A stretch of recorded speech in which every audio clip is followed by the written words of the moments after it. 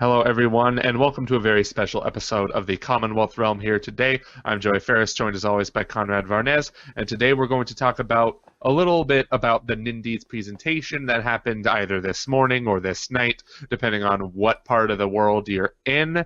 And it was an amazing presentation. We got quite a few impressive indie announcements, including the big one starting with Cuphead, and then right at the very end, they dropped the hugest bombshell in the way of Cadence of Hyrule from Crypt of the Necrodancer. That is crazy to see these Nintendo characters appearing in an indie game. What does this mean? Yeah, but let's first watch the trailer and then give our commentary afterwards. Okay. Finally, I'm almost out of this crypt.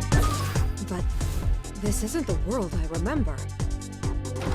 At least this guy is familiar. And that pulsing rhythm. Wait. I think I was called here for a purpose. Like, my mind was blown when I saw this first. Yeah, and when I heard the Zelda music, I'm like, wait just a minute. Yeah, I was thinking, is this a ripoff or wait a minute? No.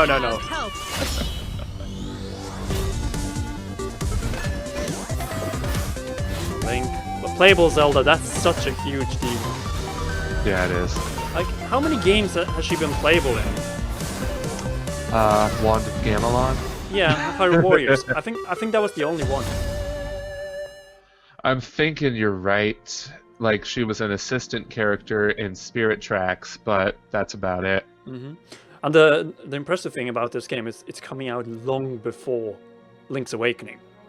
Long before like this current season. There's no way Link's Awakening is coming before after summer, probably in the fall. And this is coming this spring, so I would bet May, actually. Because that is a very empty month.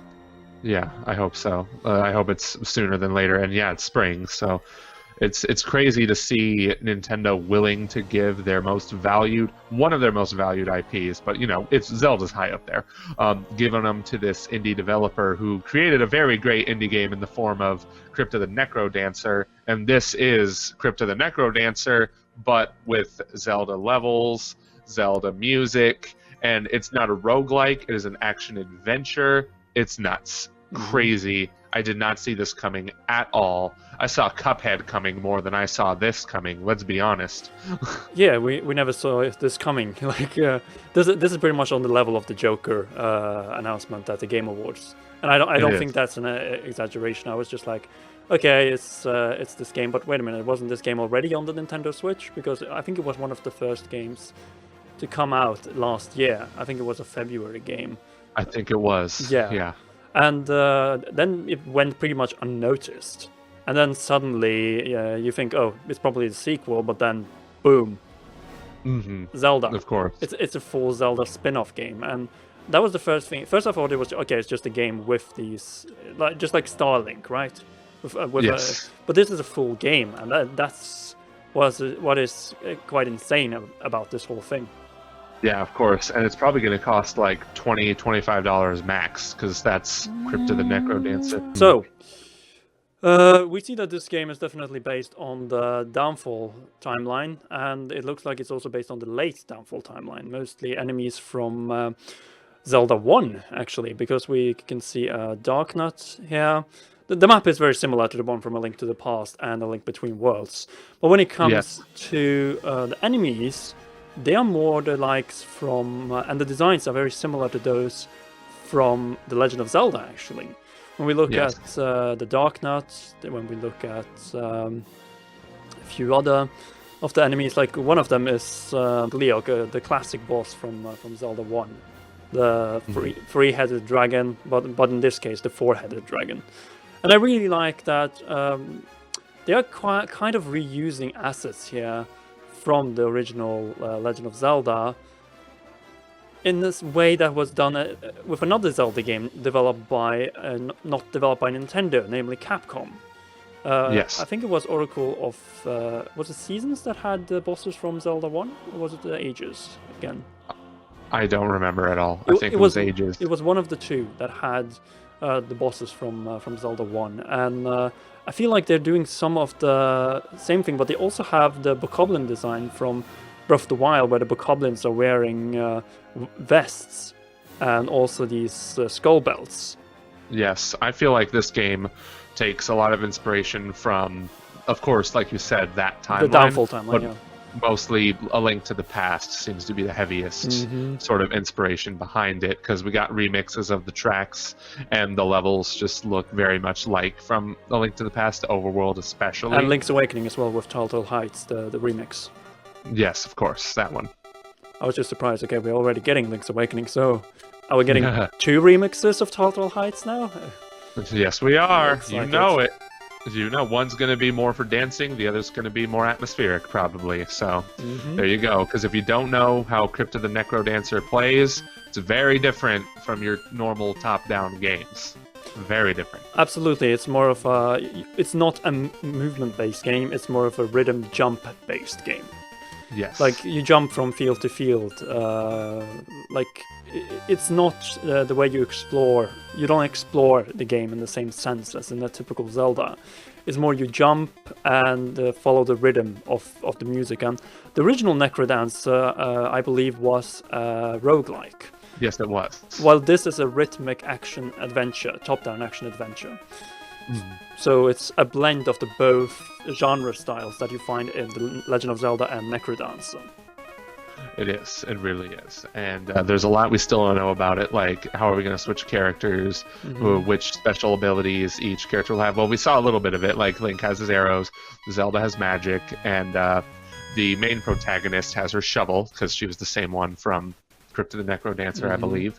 I need to look up her name, but yes. Yeah, but I don't think we saw Link having the Master Sword, but that's probably coming on if it's coming into the game.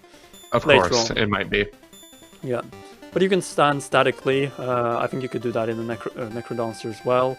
And it looks like the different characters will have different abilities. Like Link has the bow, Zelda has some sort of magic attacks. Yeah, that's what I said. Yeah, and then we have, I think, some recycled bosses also from, like the eye bosses from A Link to the Past are very much present here. I'm just trying to see if any more specific bosses, like, could be that they have Dig Jogger. But let me see A Link to the Past bosses very quickly before we move on. Yeah, it does remind me a little bit of Argus from A Link to the Past, though this could be a brand new boss. Just checking the Adventure of Link just to be sure. Nope, not any of those. And let's check quickly Link's Awakening. Yep, it definitely looks like it has a combination of new and old bosses. Yes, I agree. I think that's what they're going to go for with this.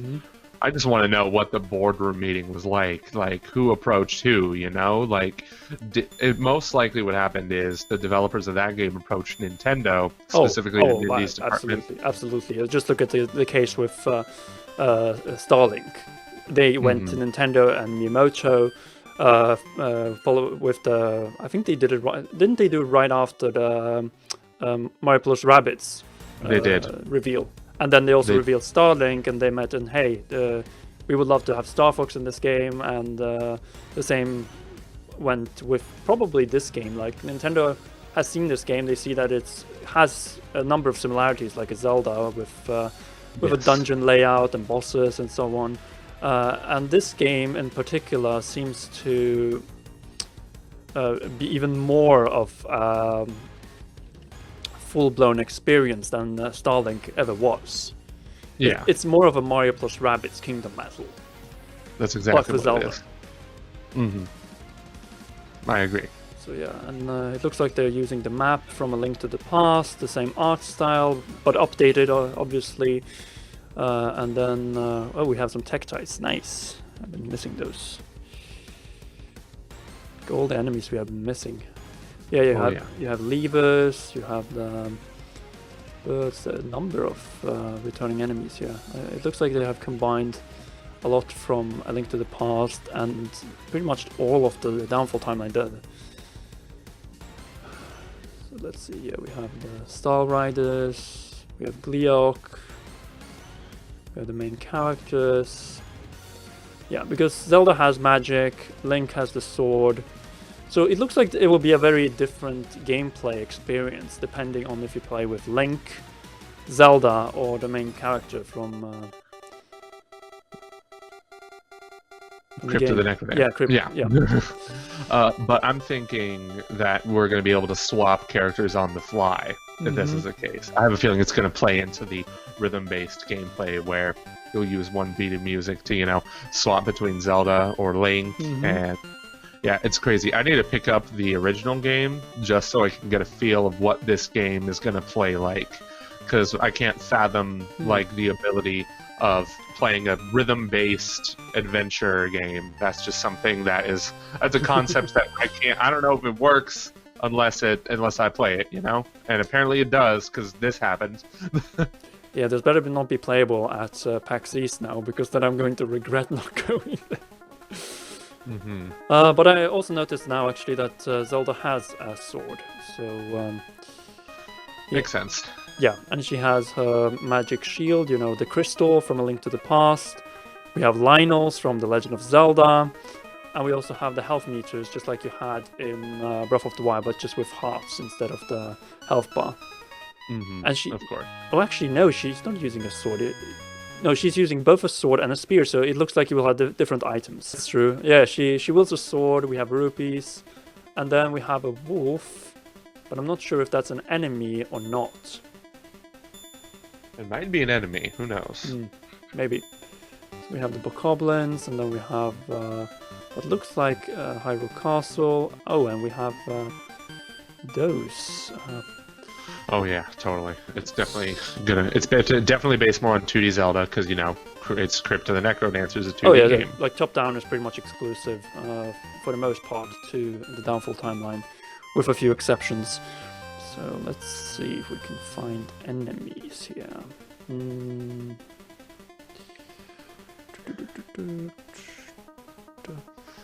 Bosses, keys. Yeah, we have Dark Nuts. We have those ball and chain knights as well, and those were seen, I think, in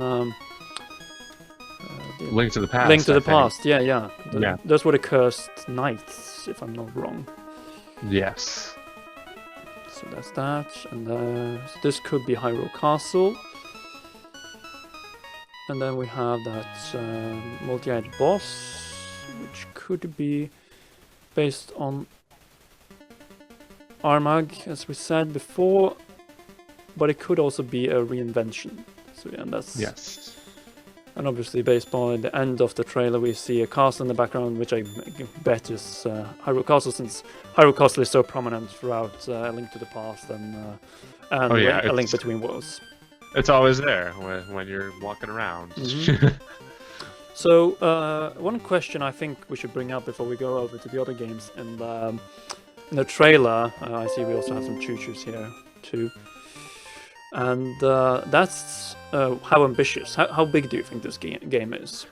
That's a really good question. It could be as long as, I would say, 8 to 10 hours, or maybe even 15. Then maybe, but that doesn't really give an idea of how big the map of the world's going to be. I would say the map of the world's probably not going to be like anything revolutionary. It'll probably be as big as A Link to the Past, I would think. I think that they're not necessarily ripping the same map from A Link to the Past on A Link Between Worlds. Or more specific locations. Yes, exactly. They're making a map that is based heavily on it, more than anything. And hopefully some new dungeons, since I after reusing them in A Link Between Worlds, I feel it's time to add some new dungeons into... Weren't the dungeons different in A Link Between Worlds, though? To some extent. But the bosses were reinventions and rinse repeat to some extent. I feel like they would have to make new dungeons to assist the gameplay, to like complement the gameplay of this game, because it doesn't play like a traditional Zelda in that way. But based on the beginning, it looks like we might be in for another situation as we had with Ravia's store in A Link Between Worlds. Yes. Since we have this one character that she actually recognizes, and then we see that there is a chest, there are some iron boots, and there is a bow. So maybe you have the rental system again from A Link Between Worlds. Maybe. I don't think it's gonna be as straightforward as that. No, true. And I feel like every time we get a new Zelda announcement, there's just so many more questions than answers. Of course there are. Yeah, there always are. Mm-hmm. Gotta love the Zelda team. Even though this is not the Zelda team, but this is a Zelda game, kind of. Yep. Kind of. But where you have to go with the beats. Yes. Mm-hmm. This is Elite Beat Agents Zelda Edition. Yeah, the dwarves are definitely enemies. Yes. I saw Okay. another one here. And I Very think good. there was an Octorok, we have some Tektites, we have some other powerful enemies. And then we have a Dark Knight at the Tower of Hera, which it could be. And we have another bunch of Star Knights, Gleok, the 3 characters. Yeah, we have some... Oh, I think there's some likes, and we have some BMOs as well. That's cool. Oh, I like that. So you have a few enemies as well from Ocarina of Time, actually. That's cool. Looks like they've taken this is a mashup pretty much of everything. Oh, But then, yeah. So But then again, Breath of the Wild set this down. yeah, so it can't really take Set place the on a pace there. timeline at this point. Not like it needs to. It's a indie game unless mostly. it's in the new timeline. Unless it's its own timeline. Yay. I think that's pretty much sums it up. Other than that, it looks like action-wise, it looks like a Zelda game. Movement-wise, it's not a Zelda game.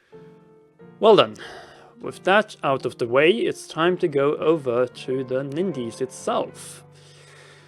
This was a great presentation. I feel like the Nindies presentations we had last year, there were like 2 or 3, I think, save for the Indie Spotlights that are for the UK.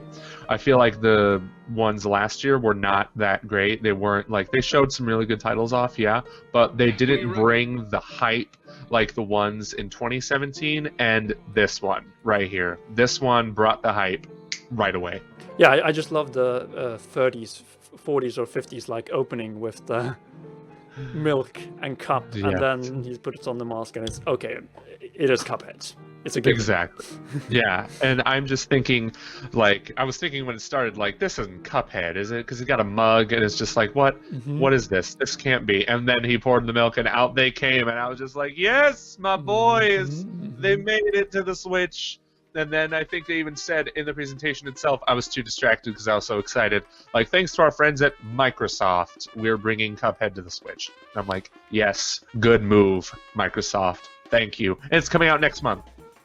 And this naturally brings up the question, will we see more Microsoft games on the Switch, and will we see some Nintendo IPs coming to the Xbox? I don't think we're going to see Nintendo IPs coming to Xbox, knowing Nintendo and how greedy they are with their IPs, because they have to be. Well, but you have to give something to get something, usually in Money. In a deal. Yeah, but I don't think Nintendo's that. I don't know. I don't see that happening. But I do see Ori and the Blind Forest and maybe even Will of the Wisps coming to the Switch. Because those are 2D games. And they're Metroidvanias, aka very perfect for the Switch. Yeah. And boy, do I love me some Ori. And it's been a few years since those games came out. Cuphead is coming out April 18th, but it's been out on the Xbox and PC for close to 1.5 years now, I think. I think it's... Yeah, about that time. Because it was... wasn't it October? September 2017. September 2017, correct. And that's a little bit of... I actually think that's 1.5 years exactly at this point. Yeah. Mm-hmm. But then again, this game is not for the faint of heart. Oh, absolutely not. It is bone-crushingly difficult. Good lord, I played it at my friend's house. I never bought it, but I want to now because it's coming to Switch. And that's a game you just gotta play with a friend. Otherwise, you're gonna die all the time. Yep. Good God, it's a fair game, but it's brutal. It's beyond comprehension how hard it is. It's classic NES hard in many Yes. plus. NES hard plus. Yes. And some of the particles and the projectiles are just so hard. You need to memorize. It's a memorization game. It in is. a large extent. You have 1 or 2 chances before it's game over. I think you have 3 chances. But it's still balls hard. Yeah, it's only you get 3 tries and you're back at the map. It's not for the faint of heart, as we keep saying. And the levels are very, very long. They are. Like, you have a progression meter, but it takes such a long time to just get to the halfway point and then the final stretch. Yeah, and luckily along the way you can pick up items that help you like spread your projectiles, make it a little bit easier, but it helps, just not too much. Absolutely. Because you would think it's just a regular boss. No, it's more of a combination of a stage and boss. Yes, exactly. We have a type of scroll, just like Pac-Land in the Pac-Land stage in Super Smash Bros. Ultimate and 4. Yeah, is that stage in Ultimate 2? I forgot. Yes. Oh my god, they included it in the game. Yeah, that's right. Yeah, that's a whole other. The worst stage in the game. Yes, of course. But yeah. Before we get too off topic with that, oh my goodness. But it's still big. It's Nintendo across Microsoft, and it's equals true. Yes. Then we have what's it called? Red Light. The Red Lantern. The Red Lantern. I believe. Yeah, Red Lantern. And it's double check. It's a game based on the loneliness of an Iditarod rider through Alaska. I'm not sure if you're competing anymore. It's pretty much you getting lost in the race. Yeah, that's what I've and then noticed. trying to survive. It is a survival game with roguelite elements, so things will not always happen at the same time.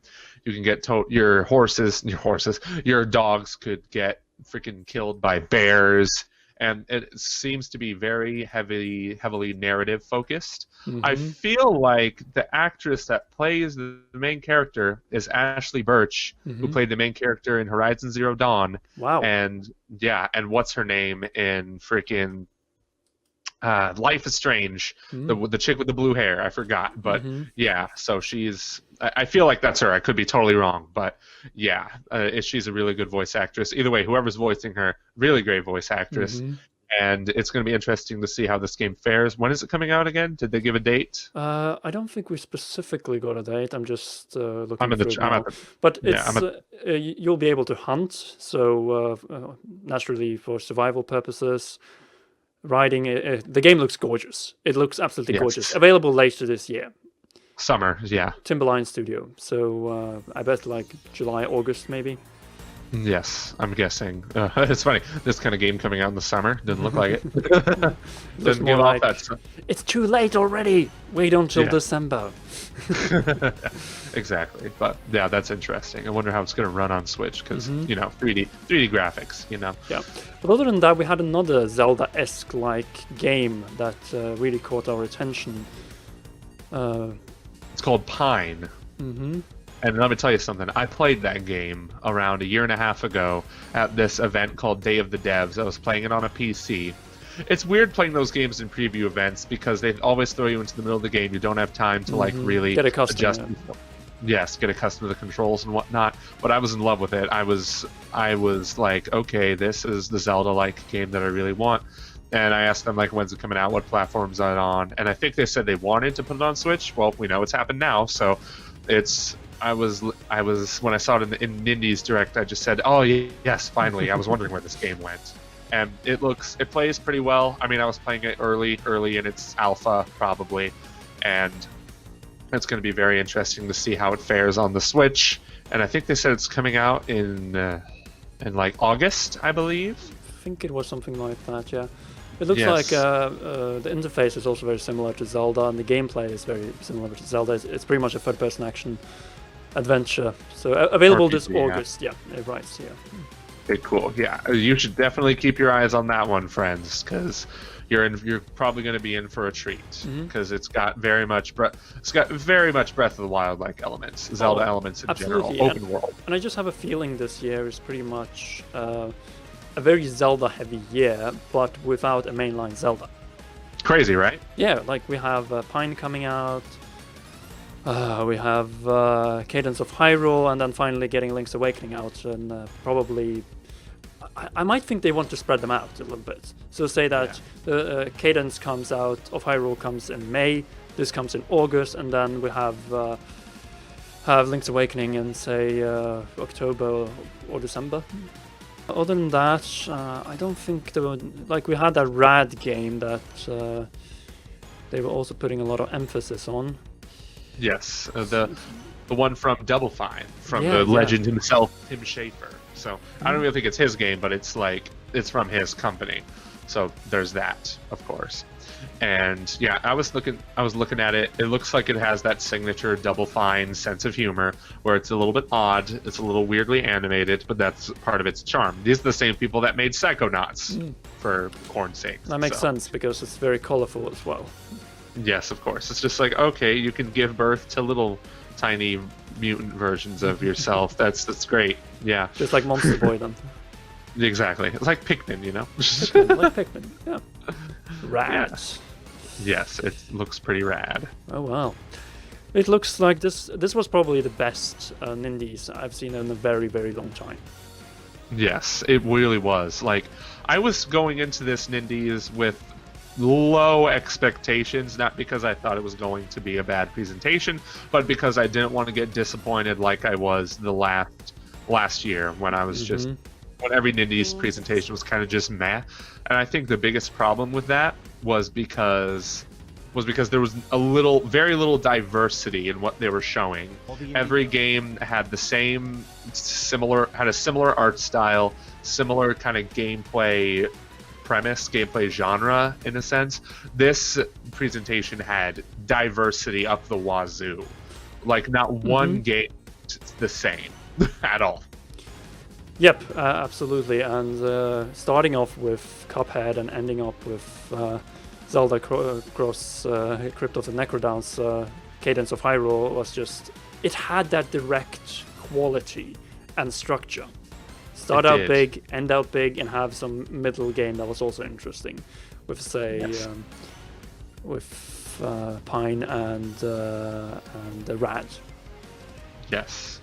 That's exactly how I feel. It's because they need to take that direct approach of sandwiching all these announcements, big announcements, and that's what they did. But, you know, where's my hat in time? I want that. And Untitled Goose Game as well. Of course, but at least we know that game is coming very soon. But it's been delayed now. But. And we have a ton of promising indie games at this point, so yeah, we need to try out Necrodancer, that's for sure. Just to get prepared for the gameplay that awaits us in Cadence of Hyrule, and then we'll talk much more about Cuphead in the upcoming games in April, which will be coming out exactly 1 week from now. So look forward to that one, and until the Saturday video, we will be going over a very special Nintendo Switch topic. This was Konrad Vanes and Joseph Ferris of the Commonwealth Realm. And we will see you girls and guys soon. Okay. Bye-bye. And